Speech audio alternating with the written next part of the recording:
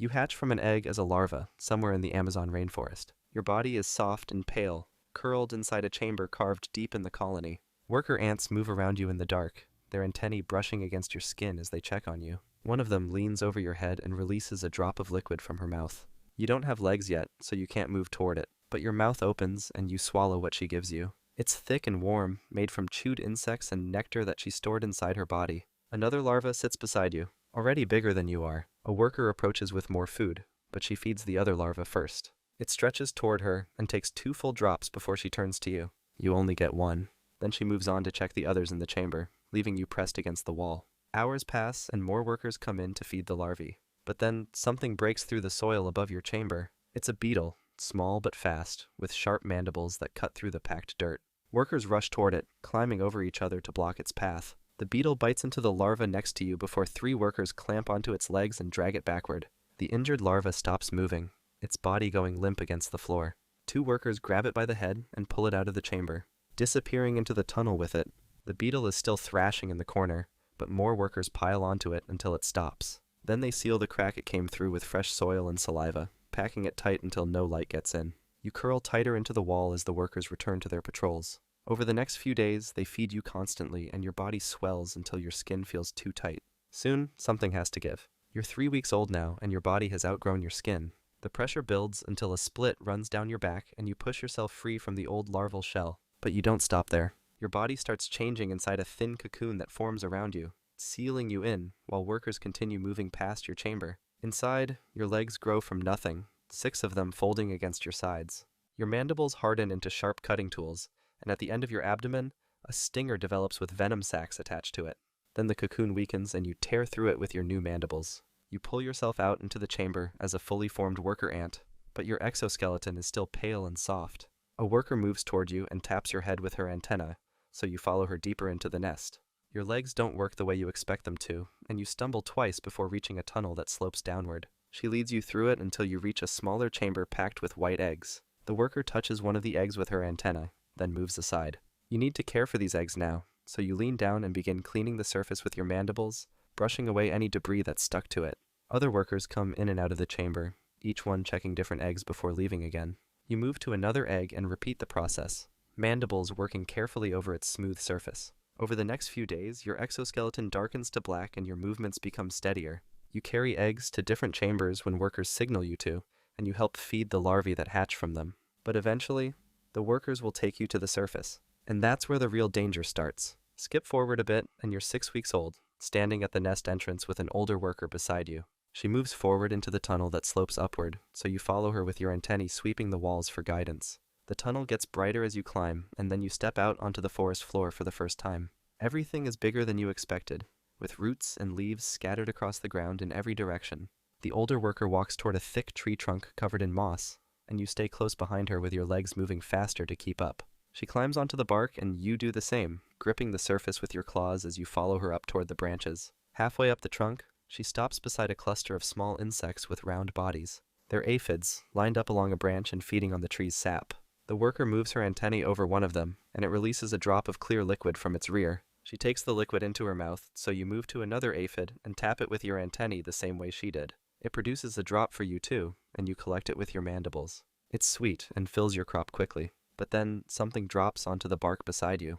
It's a spider with long legs and 2 large eyes facing forward, and it's already moving toward the older worker. She turns and bites into one of its legs, making it pull back and try to circle around her.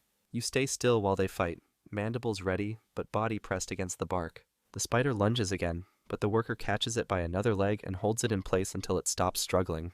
Then she releases it, and the spider retreats down the trunk, disappearing into a crack in the bark. The worker taps your head with her antennae and leads you back down to the nest entrance.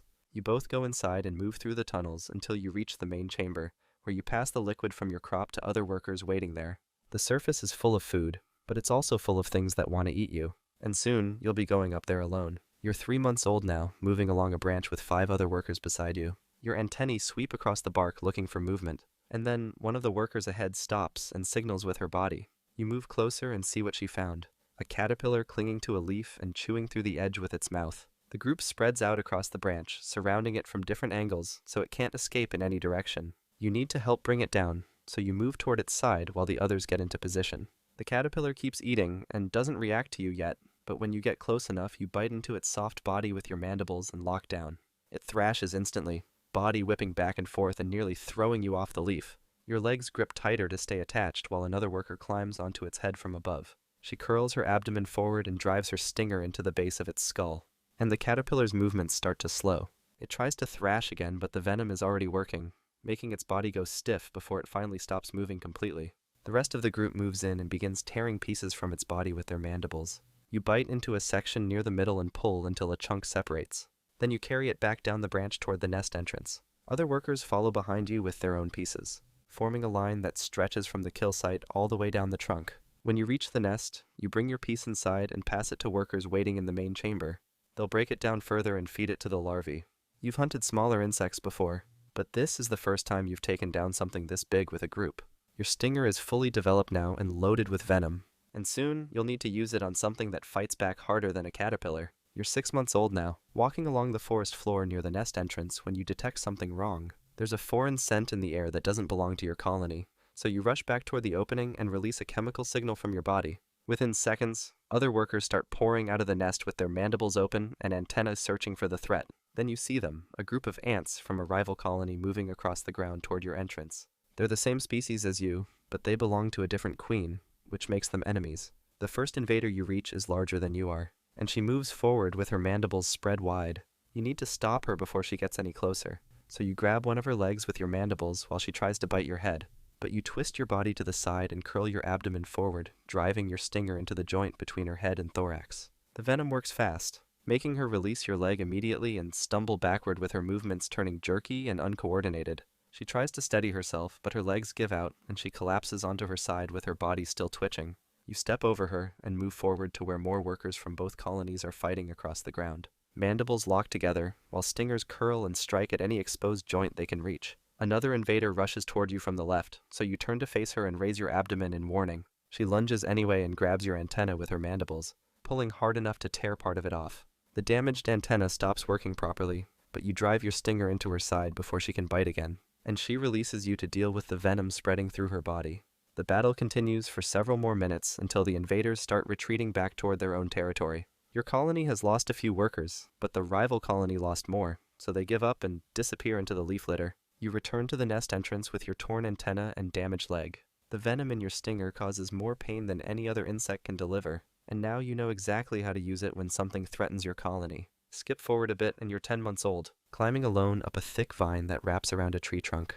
You need to find nectar to bring back to the colony, so you follow the vine higher into the branches where white flowers cluster together near the top. When you reach them, you bite into the base of one flower with your mandibles and begin feeding on the sweet liquid inside. Then something moves above you on the stem, and you stop feeding to look up. There's a praying mantis perched on the vine with its body pressed flat against the green surface, and it's watching you with its head tilted to the side. You need to decide if it's a threat, so you stay still for a moment while your antennas sweep toward it. The mantis doesn't react and just keeps staring, so you turn back to the flower and continue feeding with your mandibles working at the base. But then the mantis strikes without any warning, both of its front legs shooting forward and clamping around your thorax. The grip is too strong to break free from. So you curl your abdomen forward as fast as you can and drive your stinger into the joint where its leg meets its body. The mantis holds on, but you sting again in the same spot, and then a third time until its leg starts spasming. That's when it finally releases you and pulls back, but you're already losing your grip on the vine. You fall through the leaves and branches below, your legs trying to grab onto something but missing everything. Then you hit the forest floor hard with your body slamming into the dirt and leaf litter. Your legs are still working and you can move, but one of your antennae is crushed and bent at an angle that makes it useless for detecting chemicals. You need to get back to the nest, so you start walking across the ground while following the chemical trails left by other workers. The path is clear enough even with one antenna, and after a while you reach the entrance and go back inside. You survived but barely made it back. The higher you climb looking for food, the more predators are waiting up there to catch you. You're 1 year old now, walking through the tunnels when you notice workers moving faster than usual. They're all heading toward the upper chambers where hundreds of winged ants are gathering together, and you need to see what's happening. So you follow them up and watch as these larger ants prepare to leave the nest. They're elates, the reproductive members of the colony with wings attached to their bodies, and today they're going to fly out and start new colonies somewhere else in the forest. You stay near the entrance as a guard, while the first wave of elates pushes through the opening and lifts into the air above the nest. More follow behind them until there are dozens flying in circles above the trees. And then they start spreading out in different directions. But something drops through the group from above, and you see a bird snap its beak around 3 of the winged ants in a single pass. The rest keep flying, while the bird turns and dives through them again. Then a mated queen lands on the ground near you. Her wings already torn off and lying beside her in the dirt. She needs to start digging immediately to create a new nest before something finds her, so she begins scraping at the soil with her legs and mandibles. But then a lizard appears from behind a fallen log with its tongue already extending toward her. The tongue wraps around her body and pulls her back into its mouth before she can dig more than a shallow depression in the ground. The lizard swallows and walks away while more elates continue landing and taking off around the area. You return to your position at the entrance and watch as the swarm gets smaller above you. Most of them will die before they can start a new colony, but a few will survive and produce workers just like you. You'll never reproduce yourself because you're a worker, but the colony will keep growing and producing more elates every year. And you'll defend it until something finally stops you.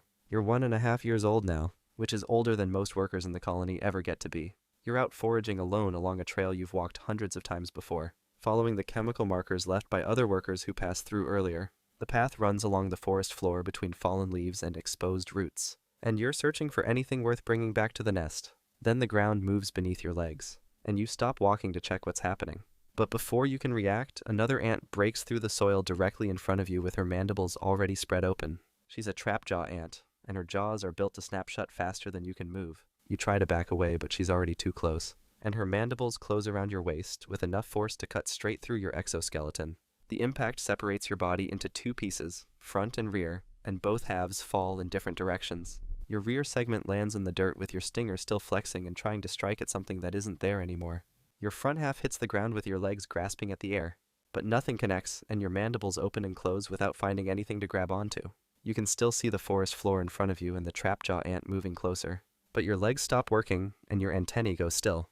Then she grabs your front segment with her mandibles and starts pulling it backward toward the hole she came from. She drags you underground while your vision fades. And the last thing you see is the tunnel walls closing in around you.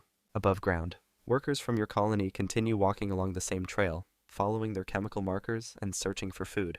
The forest keeps moving around your pieces, and within hours, other insects will find what's left and carry it away to feed their own colonies.